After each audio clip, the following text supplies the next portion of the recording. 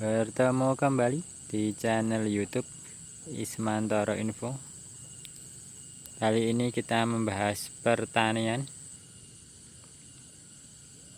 Saat ini kita berada di lahan sawah terasering yang baru saja kemarin kita tanam. Ini dia lahan sawahnya. Bagian sana agak tinggi karena memang tanah di sini miring ya.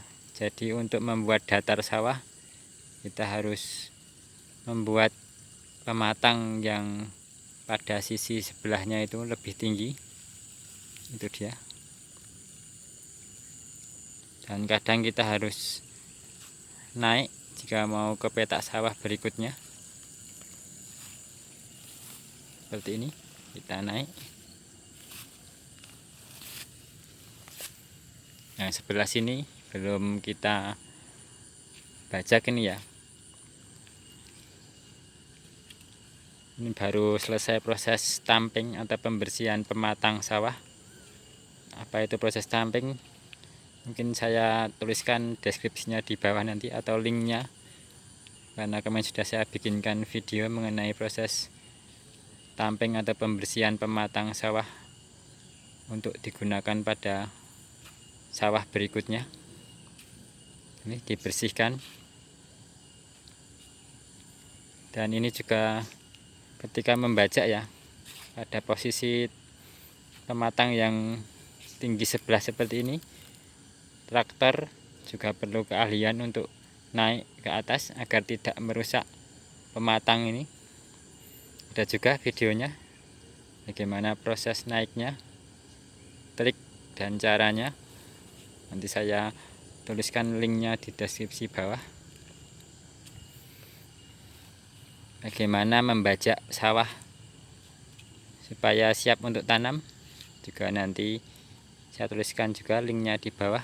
Ada videonya juga, ada proses meluku, habis itu menggaru, bagaimana menanamnya juga ada.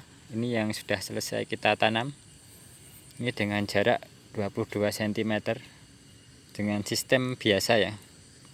Jadi semua jarak sama 22 cm.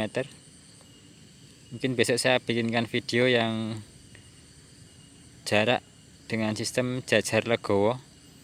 Jadi 22 cm, nanti tiap 4 lajur itu dikasih jarak lagi 40 cm, lalu 22 cm lagi sampai 6 lajur, dan berikutnya 40 cm, seperti itu seterusnya sampai selesai petak lahan sawah tersebut. Untuk penanaman ini ya, padi ini dari bibit. Nah, itu bibit.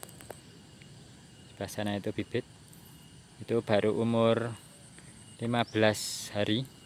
Dan yang sudah kita tanam ini sudah umur 20 hari kemarin pas kita tanam.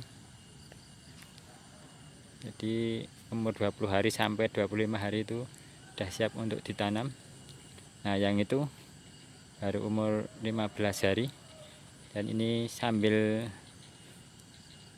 menunggu dia tumbuh siap tanam, lahan ini kita persiapkan, dan ini sudah siap untuk kita tembok pematangnya. Dan kita tembok yaitu ini ditambahi lumpur lagi ya di bagian pematang ini agar lebih tebal, sama memperbaiki yang bocor-bocor kalau ada yang bocor.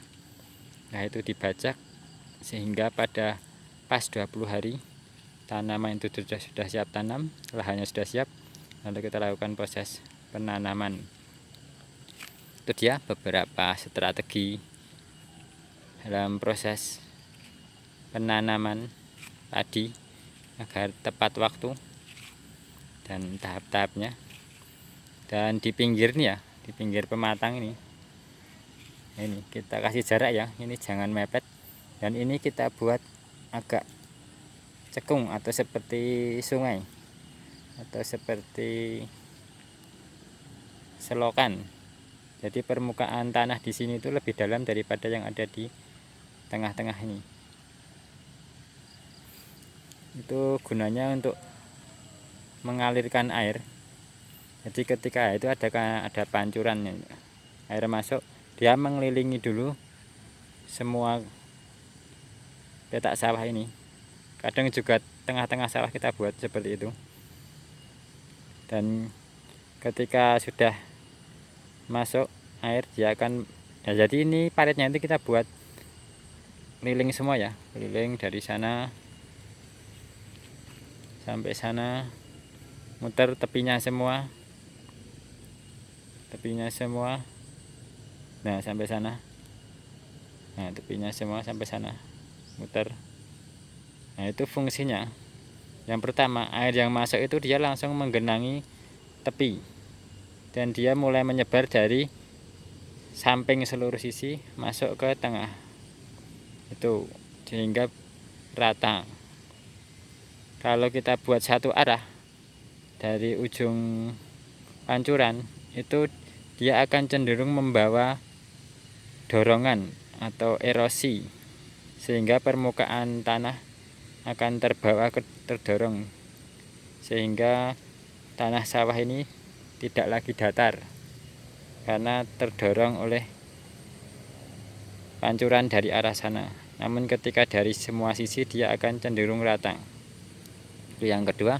Terus yang ketiga, ketika setelah kita lakukan pemupukan biasanya ini kita surutkan dulu ya airnya ya, jadi agak kering, lalu kita pupuk. Setelah itu ketika kita masukkan air, daya dorong airnya itu merata dari samping, sehingga tidak terbawa arus. Jika tidak kita buat seperti ini kan terbawa arus, sehingga pupuknya itu akan cenderung dia terbawa arus juga, sehingga pupuk menjadi tidak rata. Kalau kita buat selokan di tepinya itu, kecenderungan pupuk terbawa arus sangat rendah. Apabila terbawa pun dia cenderung ke tengah, jadi tidak hilang. Karena di bagian tepi, nah itu sana itu ada lubang, lalu di bagian tepi lagi sebelah ujung sana ya, itu juga ada lubang. Itu ketika ini penuh airnya pada tinggi tertentu, biasanya sekitar 10-15 cm, maka air akan keluar dari lubang tersebut. Kalau dia tidak rata, maka akan cenderung terdorong ke arah lubang tersebut pupuknya, dan tidak mudah terserap.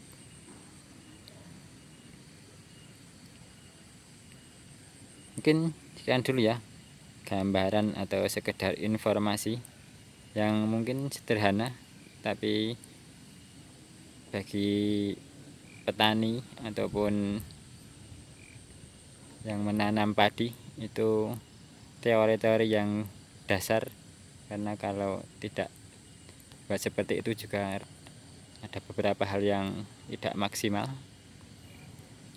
Mungkin sekian dulu ya video kali ini mengenai pertanian lahan sawah padi yang baru saja kemarin kita tanam.